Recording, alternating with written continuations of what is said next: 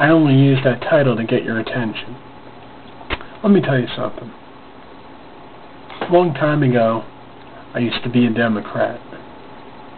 That was all through the 70s, even through Jimmy Carter. And I used to call Ronald Reagan Ray-Gun. And I didn't really like George Herbert Walker Bush.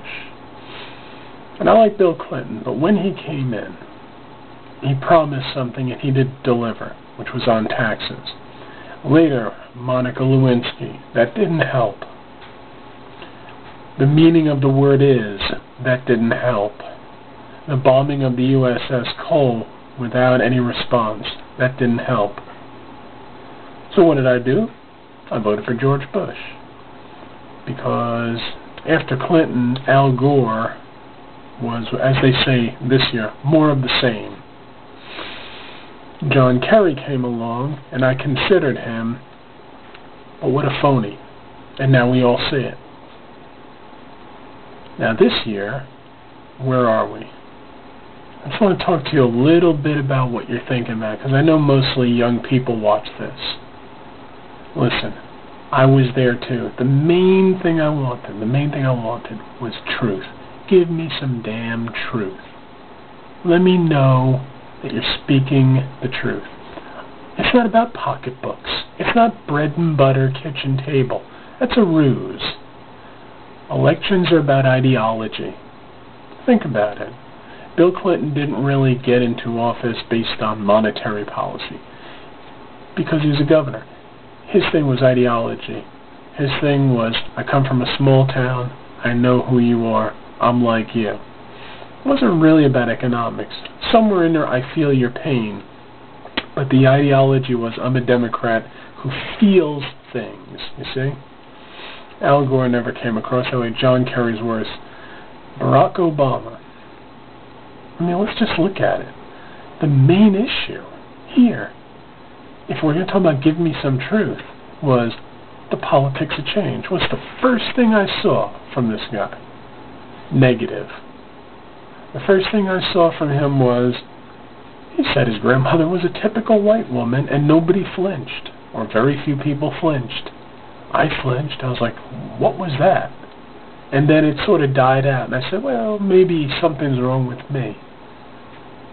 And then we had the thing with Reverend Wright. That was bad enough to hear what Reverend Wright said. But then for Barack Obama to come out and say, I guess truthfully, he's like family, but I had never heard anything he said. He's my family and I don't listen to him. Then he hears it, and after he says I can no more get rid of him than my own family, he gets rid of him. Oh, because Reverend Wright showed up at a dinner, and he said, or a lunch, and he said some words that were exactly the same almost in tone and rhetoric as what he had been saying. And on it goes. And on it goes. But here's the thing. How can you listen to this stuff and brush it aside, except if you say, I would rather vote for him than any Republican? See, the Democrats, when I was young, we pride ourselves. We pride ourselves on being better than Republicans. That was the whole point. That was the whole point. Now to hear Obama said they're getting a taste of their own medicine. Well, what does that mean? You're as bad as they are?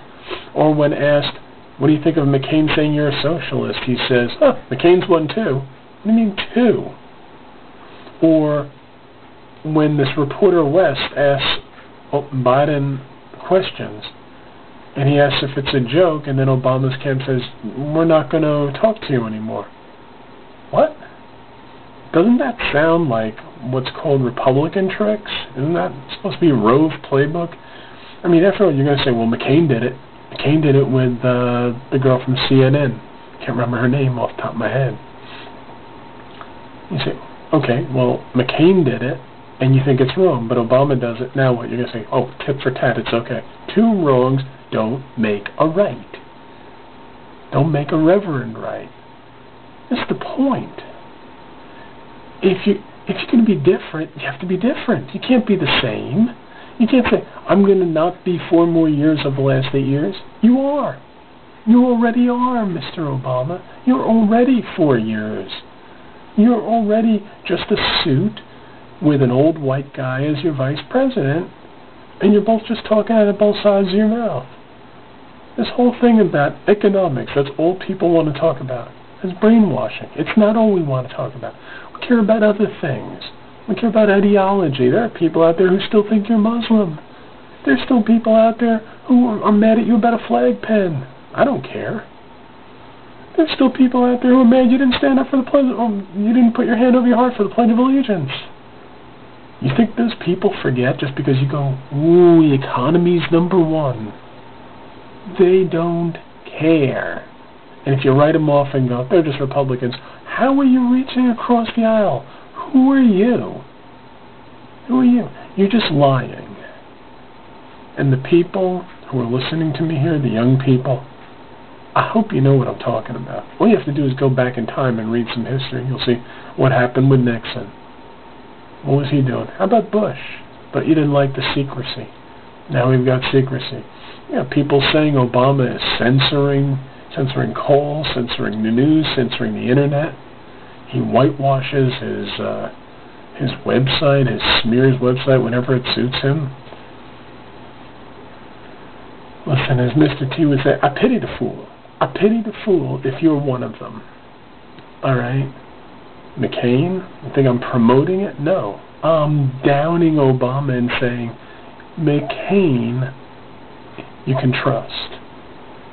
You might not like what he does, but you could trust him. What do you think I voted for Bush the second time?